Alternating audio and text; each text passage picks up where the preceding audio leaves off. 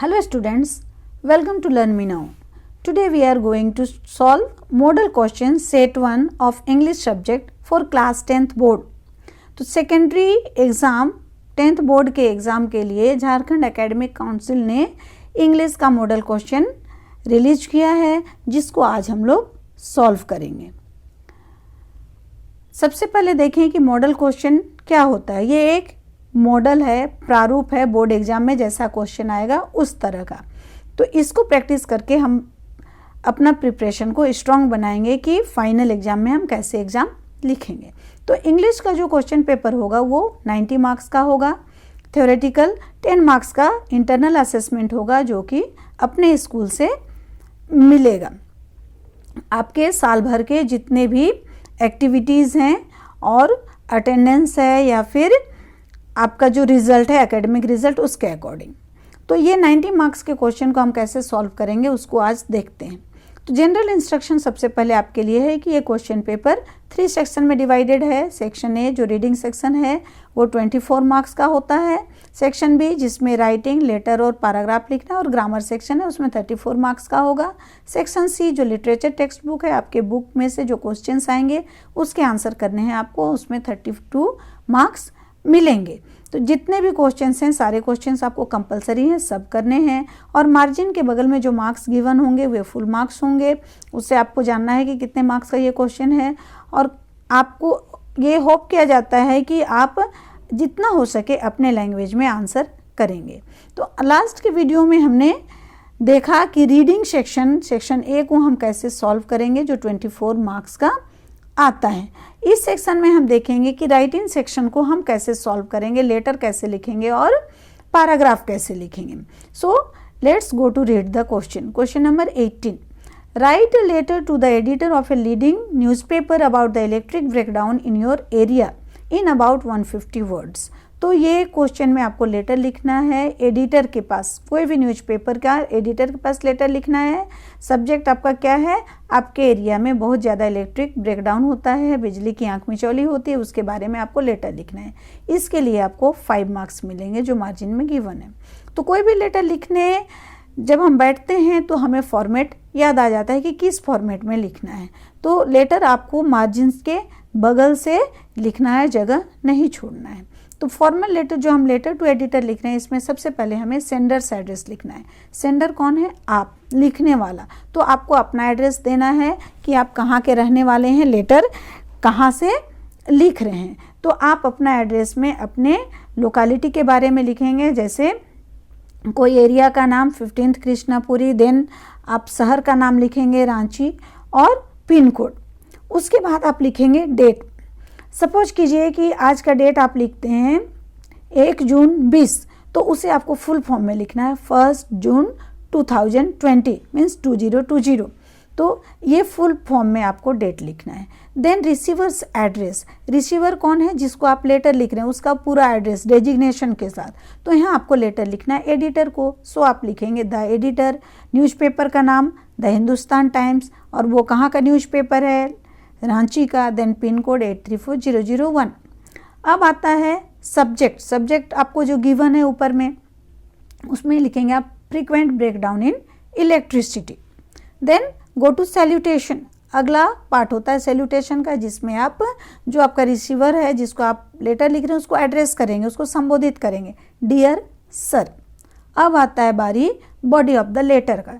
Body of the letter आपको 3 part में लिखना है। इंट्रोडक्शन में आपको इंट्रोड्यूस करना है लेटर को, किसके बारे में क्या लिखना चाह रहे हैं। कंटेंट में आपको पूरा डिटेल इन्फॉर्मेशन देना है, जो बात आप सब्जेक्ट में लिख रहे हैं उसको डिस्क्राइब करना है फुली। देन कंक्लूजन में आपको लेटर को कंक्लूड करना है।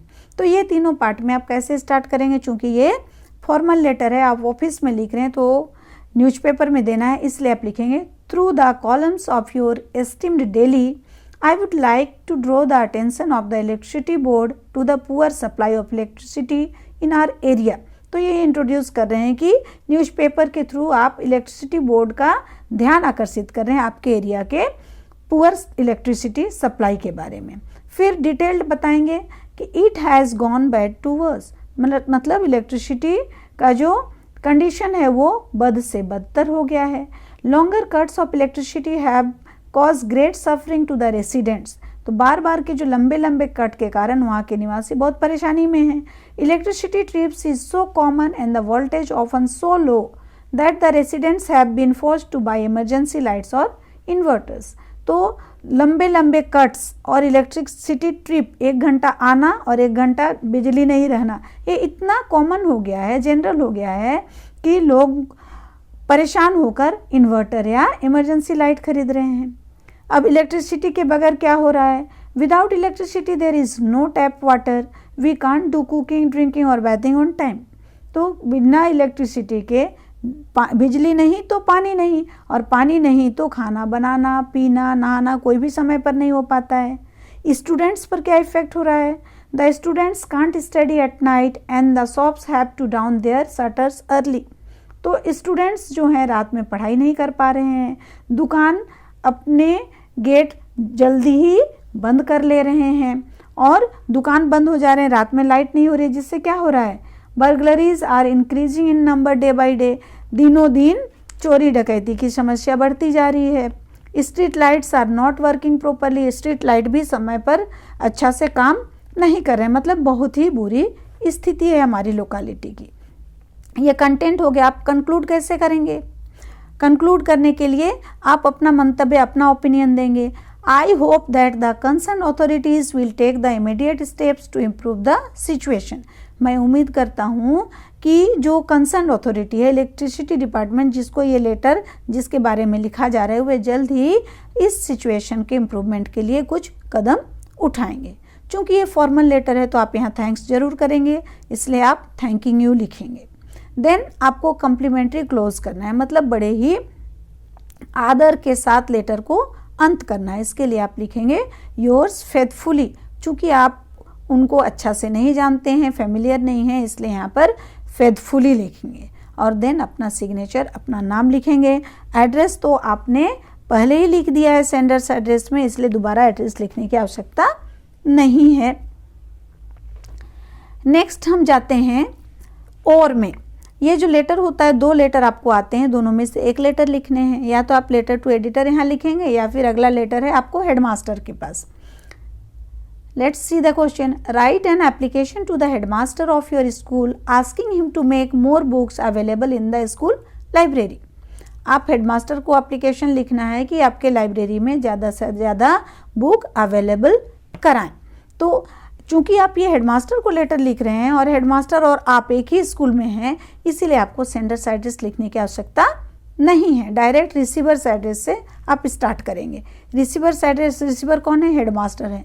तो रिसीवर हेडमास्टर है, इसलिए हम स्टार्ट करेंगे द हेडमास्टर। देन स्कूल का नाम senior secondary school Ranchi, then pin code 834001, ये आ गया। देन आप डेट लिखेंगे, आप फुल फॉर्म में, जैसा कि मैंने बतलाया था 1 जून 2020। उसके बाद आता है टाइम सब्जेक्ट का। सब्जेक्ट आपका गिवन है ऊपर में। क्या है subject? Availability of books in school library, मतलब अवेलेबल बुक कराना है कहाँ? स्कूल लाइब्रेरी में। अब आप सैल्यूटेशन देंगे, मतलब हेडमास्टर को क्या करेंगे? विश करेंगे, सैल्यूट करेंगे। कैसे? Dear sir. अब आती है बारी body of the letter. Letter का बॉडी, मतलब किस लिए लेटर लिख रहे हैं, क्या क्या बात करनी है ये। तो ये एप्लीकेशन में ही आपको 3 पार्ट में होंगे, introduction, content and conclusion. Introduction में आप अपने लेटर को इंट्रोड्यूस करेंगे, अपने सब्जेक्ट के बारे में बताएंगे, फिर सब्जेक्ट का डिटेल्ड इन्फॉर्मेशन देंगे, क्यों आपको बुक चाहिए, और फिर कंक्लूड करेंगे अपने ओपिनियन के साथ। तो चलिए इसे स्टार्ट करते हैं इंट्रोडक्शन के साथ। हेडमास्टर को लिखना है, इसलिए हम लिखेंगे respectfully I beg to state that I am a student of class 10th at your school. आप अपने हेडमास्टर को लिख रहे हैं, इसलिए बड़े रेस्पेक्ट के साथ लिखेंगे कि मैं आपसे कहना चाहता हूं कि मैं आपके स्कूल का क्लास 10th का स्टूडेंट हूं। I need a high school English grammar book. तो आप क्या कहेंगे? आपको इंग्लिश ग्रामर बुक का अवेलेबल कराना है लाइब्रेरी में, तो आप ये बात बताएंगे क्यों आपको चाहिए। At present this book is not available in our school library. It contains grammar, composition, letter writing and comprehension. तो आप जिस बुक की बात कर रहे हैं उस बुक के बारे में बताएंगे कि ये आपके स्कूल लाइब्रेरी में नहीं है और इस बुक में क्या क्या फ़ायदे हैं। इसमें ग्रामर है, कॉम्पोजिशन, पैराग्राफ है, लेटर राइटिंग है और अनसीन पैसेज कॉम्प्रिहेंशन भी गिवन है। It is useful for every students from class 8 to 12 and for competitive examinations also. ये जो बुक है ये बहुत ही यूजफुल है हर एक स्टूडेंट के लिए, क्लास 8 से लेकर 12 जो हमारे स्कूल में चलता है, और इसके बाद कम्पिटिटिव एग्जाम्स के लिए भी बहुत ही यूजफुल है। बुक जो आप मांग रहे हैं, क्यों मांग रहे हैं, क्यों चाहिए, इसका आपको बताना है reason. All the students like it and need it. तो सारे स्टूडेंट्स जो हमारे स्कूल के हैं सब इसे पसंद करते हैं और उनको इसकी आवश्यकता भी है। But belonging to the poor families we can't afford to buy this book. लेकिन चूंकि हम गरीब परिवार के हैं इसीलिए हम ये बुक अपने से खरीद नहीं सकते हैं।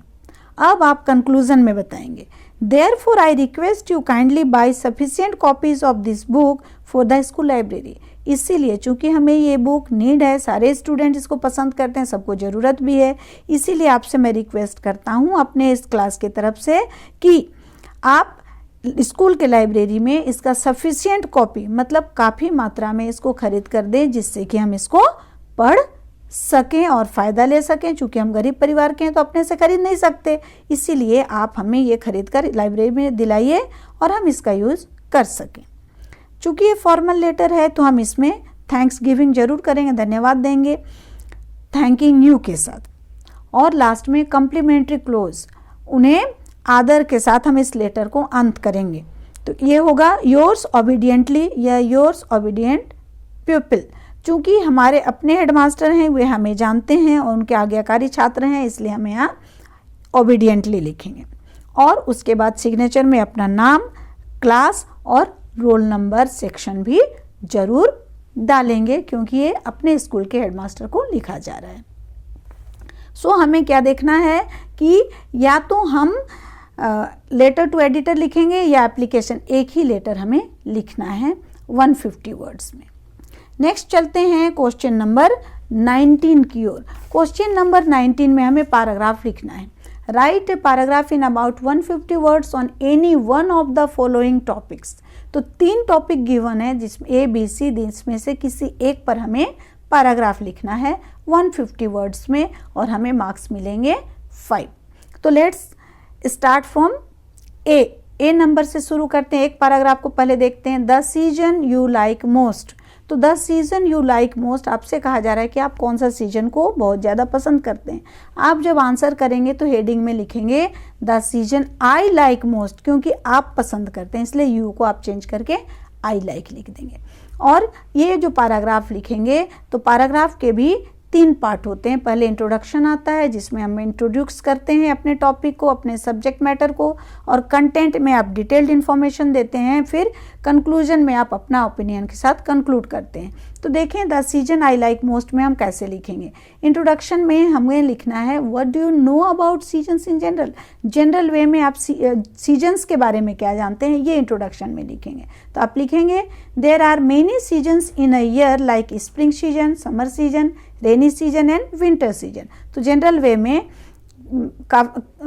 बहुत सीजन्स होते हैं, जैसे स्प्रिंग सीजन होता है, समर सीजन होता है, रेनी सीजन और विंटर सीजन होता है। अब हम इंट्रोड्यूस करने के बाद आ जाएंगे कंटेंट में। कंटेंट में आप क्या लिखेंगे, detailed information of the season you like most. जिस सीजन को आप ज़्यादा पसंद करते हैं उसके बारे में डिटेल इन्फॉर्मेशन देना है। तो आप पहले बताइए किसको पसंद करते हैं। तो आप लिखेंगे but I like the winter season most. जिस सीजन को पसंद करते हैं, मैं विंटर सीजन के बारे में बताई हूँ, आप किसी दूसरे सीजन के बारे में भी इस तरह का क्लू से लिख सकते हैं कि मुझे विंटर सीजन ज़्यादा पसंद है। अब डिटेल में आप कैसे लिखेंगे, व्हेन इट कम्स, ये कब आता है, कब शुरू होता है। तो आप बताएंगे it comes after rainy season, rainy season के बाद आता है। It starts in November and ends in January month, ये नवंबर के महीने में शुरू होता है और जनवरी के महीने में ख़त्म होता है। Winter is cold in India, हम इंडिया में रहते हैं, इंडिया में जो कोल्ड आता है, विंटर आता है, वो क्या होता है, कोल्ड सीजन में आता है, कोल्ड रहता है, कोल्ड होता है। Day becomes smaller than night, और दिन रात से छोटे हो जाते हैं। अब आगे बताना है कि why do you what do you do in this season, इस सीजन में आप क्या करते हैं, लोग क्या करते हैं। तो everyone likes to sit in sunlight, हम लोग धूप में बैठना पसंद करते हैं।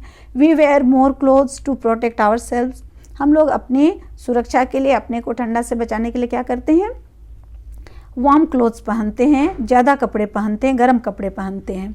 अब ये इम्पॉर्टेंट क्यों है?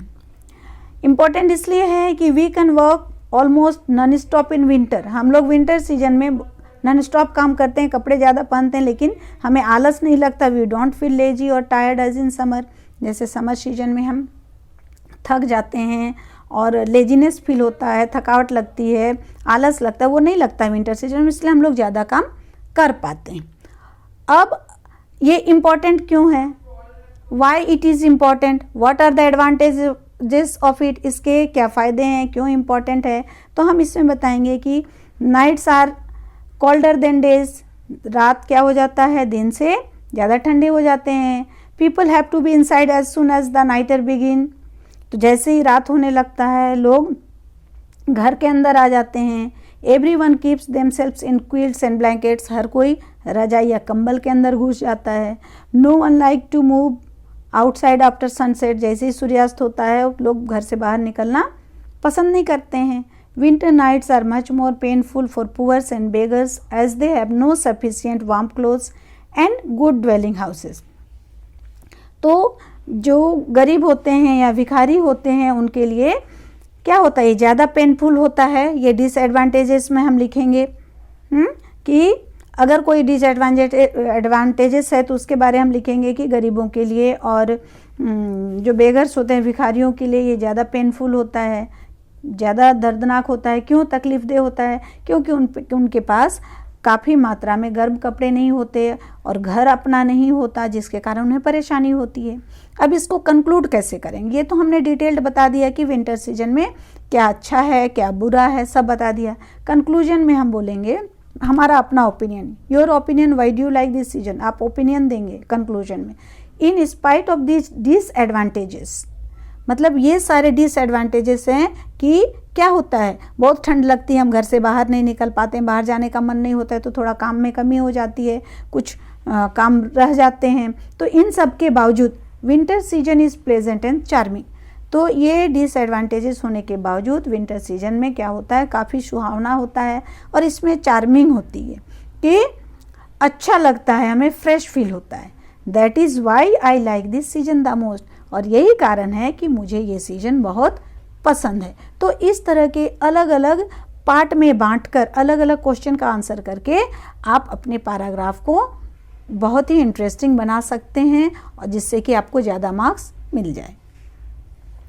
नेक्स्ट टॉपिक हमारा है value of games and sports. अगर the season you like most आपको नहीं लिखना है, अगर value of games and sports आपको लिखना है तो आप कैसे लिखेंगे? इसमें भी 3 पार्ट्स होंगे, introduction, content and conclusion. Introduction में आप बताएंगे what do you know about games and sports, games and sports जो आपका टॉपिक है उसके बारे में आप क्या जानते हैं। फिर कंटेंट में उसका डिटेल इन्फॉर्मेशन देंगे और कंक्लूजन में अपना ओपिनियन देंगे। तो लेट्स स्टार्ट। तो इंट्रोडक्शन में आप क्या लिखेंगे, games and sports are very important in our life. तो गेम्स एंड स्पोर्ट्स के बारे में हम जानते हैं कि हमारे लाइफ में क्या है, बहुत इंपॉर्टेंस रखते हैं, बहुत इंपॉर्टेंट होते हैं। अब कंटेंट में चलें, detailed information about games and sports, इसके बारे में डिटेल्ड इन्फॉर्मेशन हम देंगे। क्या इन्फॉर्मेशन देंगे, क्यों ये इम्पॉर्टेंट है? They are important for proper growth of human body. तो गेम्स एंड स्पोर्ट्स जो होते हैं बहुत ही इंपॉर्टेंट होते हैं मनुष्य के शरीर के प्रॉपर ग्रोथ के लिए, उसका विकास के लिए। फिर ये इम्पॉर्टेंट क्यों है, ये क्या प्रोवाइड करते हैं, हमें क्या देते हैं? They provide human body physical and mental work. तो गेम्स एंड स्पोर्ट्स के लिए ह्यूमन बॉडी को क्या करना पड़ता है, फिजिकल, शारीरिक और मानसिक दोनों तरह के काम करने होते हैं। कैसे? Actually human body is like a machine and there is a need to keep it fit and healthy. वास्तव में मनुष्य का जो शरीर होता है एक मशीन की तरह होता है और इसको फिट और हेल्दी रखने की आवश्यकता पड़ती है। Games and sports keep our body fit and healthy by regular practices. तो गेम्स एंड स्पोर्ट्स जो होते हैं उनका रेगुलर प्रैक्टिस कर हम अपने बॉडी को क्या करते हैं, फिट और हेल्दी रख सकते हैं। अब ये हमें क्या टीच करते हैं, कैसे रख सकते हैं इनको, रेगुलर प्रैक्टिस करके डेली हम खेलेंगे कूदेंगे तो क्या होगा कि हमारा शरीर स्वस्थ होगा और मन का भी एक्सरसाइज होगा। हम सबके साथ खेलेंगे कूदेंगे, दिमाग में रखेंगे कि हमें खेल को कैसे जीतना है, कैसे खेलना है, उसके रूल्स क्या हैं, रेगुलेशंस क्या हैं, ये सारे को दिमाग में रखेंगे तो और दौड़ेंगे तो हमारा शरीर और मन दोनों ही क्या होगा, फिट होगा, हेल्दी होगा, स्वस्थ होगा। अब व्हाट दे टीच, तो ये गेम्स एंड स्पोर्ट्स हमें क्या शिक्षा देते हैं, दे टीच अस डिसिप्लिन, ये हमें अनुशासन में रूल्स में चलना सिखाते हैं। कोऑपरेशन, आपसी सहयोग कराते हैं, हम जिसके साथ खेलते हैं उसको सहयोग देते हैं तब जाकर हम जीत पाते हैं। एंड टीम स्पिरिट, और टीम की भावना, हम एक ग्रुप में बंद कर खेलते हैं, अपने बारे नहीं सोचते बल्कि टीम के बारे सोचते हैं। They also teach us selflessness, हम स्वार्थहीन भाव से खेलते हैं। स्वार्थी पनाई करेंगे अगर हम खुद के बारे सोचेंगे तो सबके साथ खेल नहीं पाएंगे और हमारी टीम जीत नहीं पाएगी। तो इससे हम सेल्फलेसनेस भी गेम्स एंड स्पोर्ट्स से सीखते हैं, वो हमें सिखाते हैं। What we learn, what you learn, तुम क्या सीखते हो, हम क्या सीखते हैं। वी लर्न कोऑपरेशन, कोऑपरेट की भावना से खेलते हैं तो कोऑपरेशन सहयोग सीखते हैं। फेलो फीलिंग, दोस्ती और भाईचारा सीखते हैं।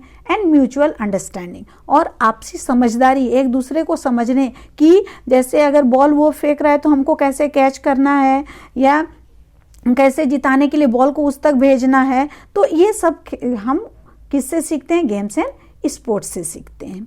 नाउ कंक्लूड करना है कि योर ओपिनियन अबाउट इट, आपका क्या ओपिनियन है इसके बारे में, आप क्या सोचते हैं गेम्स एंड स्पोर्ट्स के बारे में। इतना तो हमने इन्फॉर्मेशन जो आज तक पढ़ा है, सुना है, समझा है, उसके बारे में बता दिया। अब हमारी सोच क्या है, so they are necessary for proper growth of personality and all round development. तो इसीलिए हमारे पर्सनालिटी, हमारे व्यक्तित्व के पूरे विकास के लिए ये जरूरी है, और हमारा चातुर्दिक विकास, all round development, physical, mental, economical, खेल के बाद हम नौकरी करते हैं उसमें पैसा कमाते हैं, तो सब तरह का विकास क्या होता है, गेम्स एंड स्पोर्ट्स से हमारा होता है। ये हमें लिखना है। अगर ये दोनों भी हम नहीं लिखे तो तीसरा ऑप्शन हमारे पास है my birthday party. My birthday party मतलब आपको अपने बर्थडे पार्टी के बारे में बताना है। तो ये जो बर्थडे पार्टी होता है इस तरह का ये रिपोर्ट होता है। पहले वाले हमने देखा वो क्या था, आर्टिकल था जिसके बारे में हमें लेख लिखना था। अब इसके बारे में हमें रिपोर्ट का मतलब जो हम कर चुके हैं, जिसको हम अनुभव कर चुके हैं, एक्सपीरियंस कर चुके हैं, उस पर इस तरह का बर्थडे पार्टी हमने मना लिया तो वो रिपोर्ट राइटिंग होता है। तो ये जब रिपोर्ट राइटिंग लिखते हैं तो हमें इसमें बर्थडे पार्टी जो पैराग्राफ है ये भी 3 पार्ट में होगा, 3 सेक्शन में बटेगा। कैसे, इंट्रोडक्शन, हम इस टॉपिक को इंट्रोड्यूस करेंगे, इसके बारे में बताएंगे हम क्या जानते हैं, फिर कंटेंट में हम उसका फुल डिस्क्रिप्शन, डिटेल डिस्क्रिप्शन देंगे। देन कंक्लूजन में इसके बारे में हमारा क्या फीलिंग है, हमारी क्या ओपिनियन है, ये बताएंगे। Let's start my birthday party. तो आपके बर्थडे पार्टी के बारे में पूछा जा रहा है तो आप इंट्रोडक्शन में क्या बताएंगे कि आपका बर्थडे कब होता है। क्योंकि बर्थडे पार्टी के बारे में बताना है तो इंट्रोडक्शन में आप बर्थडे पार्टी के बारे में बताएंगे, बर्थडे के बारे। तो my birthday is on 16 January, date बताना है। It is a very important day for me, ये हमारे लिए इम्पॉर्टेंट डे है। I celebrated my 15th birthday last Sunday. तो आप इसको कैसे मनाए, कब मनाए, ये आपको पहले लिखना है। कंटेंट में आपको लिखना है कि आपने इसको कैसे मनाया, कब मनाया के बाद कैसे मनाया। तो रिमेंबर स्टूडेंट, चूंकि ये एक रिपोर्ट राइटिंग है तो ये आप इसको पास्ट टेंस में, चूंकि ये काम हो चुका है, आपने सेलिब्रेट कर चुका, आपने सेलिब्रेट कर लिया है, तो इसे आप सिंपल पास्ट टेंस में लिखेंगे, V2 लगाएंगे जहां भी वर्ब लगाना हो। तो कंटेंट लिखते हैं कि हमने इसे कैसे मनाया। तो इसमें कैसे मनाया में आप स्टार्ट करेंगे कि आपने किसको किसको इनवाइट किया। I invited all my friends and close relatives. My कहा है इसलिए आप आई लिखेंगे, आवर नहीं लिखेंगे, माई लिखे हैं, माई है तो आप सब्जेक्ट में आई करेंगे। तो I invited all my friends and close relatives to a party at our house. आपने घर में मनाया, वेन्यू आपका घर था और वहाँ पर आपने मनाया, आपने अपने फ्रेंड्स को और क्लोज रिलेटिव्स को इन्वाइट किया। How you started the day. अब चूंकि ये रिपोर्ट है तो सुबह से आप बताएंगे आपने दिन की शुरुआत कैसे की। My parents and I went to the temple in the morning. तो हर काम की शुरुआत हम भगवान का नाम लेकर करते हैं, उनकी पूजा के साथ करते हैं। तो आपने भी स्टार्ट किया मंदिर जाकर पूजा करके। चर्च जाकर पूजा करके, गुरुद्वारा जाकर पूजा करके, या फिर मस्जिद जाकर पूजा करके, आप अपने अनुसार इसको लिख सकते हैं। When did you cut the cake? अब दिन शुरुआत किया, बर्थडे है तो केक कटेगा, तो आप बताएंगे केक काटा, क्या किया? तो in the evening I cut the birthday cake, शाम में मैंने केक काटा। Who were present there? जब आप केक काटे तो कौन कौन वहाँ थे? All my friends and relatives were present. They wished. और उसके बाद व्हाट डिड यू, क्या किया, वो कौन कौन प्रेजेंट थे, उसके बाद आपने क्या क्या किया, तो ये आप बताएंगे। दे विश्ड मी हैप्पी बर्थडे, वे लोग प्रेजेंट थे, उन्होंने आपको हैप्पी बर्थडे कहा। They also gave me my birthday presents, happy birthday बोलने के बाद लोग गिफ्ट देते हैं, प्रेजेंट्स देते हैं, उन्होंने भी दिया। और केक कटने के बाद, गिफ्ट मिलने के बाद क्या हुआ? What did you serve them, लोगों को आपने बुलाया तो कुछ खिलाया पिलाया, तो क्या क्या उन्हें सर्व किया गया? The guests were served cakes, sweets, snacks and hot and cold drinks. तो आपकी छोटी पार्टी थी, आपने क्या किया, उन्हें केक्स खिलाया, केक कट हुआ, केक्स खिलाया, मिठाइयाँ खिलाई, स्नैक्स, कोल्ड ड्रिंक्स और जो भी आपने उन्हें खिलाया, छोटी पार्टी बड़ी पार्टी, खाना पीना जो भी हुआ सारा आपको एक्सप्लेन यहाँ पर करना है। व्हाट हैपेंड आफ्टर दैट, तो मिठाई खाने खिलाने के बाद क्या हुआ? My friends and cousins danced and sang melodious songs. Everybody was in a joyful mood. तो उसके बाद नाच गान हुआ, घर में पार्टी रखी गई, म्यूजिक बजा, गाने गाए गए।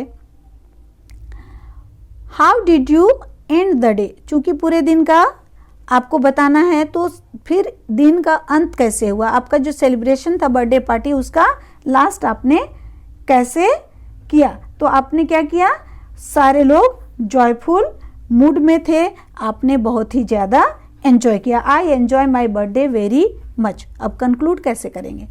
How did you feel that day, तो आप उस अपने फीलिंग बताएंगे। I enjoyed my birthday very much, मैंने बहुत ही ज़्यादा उसको एंजॉय किया।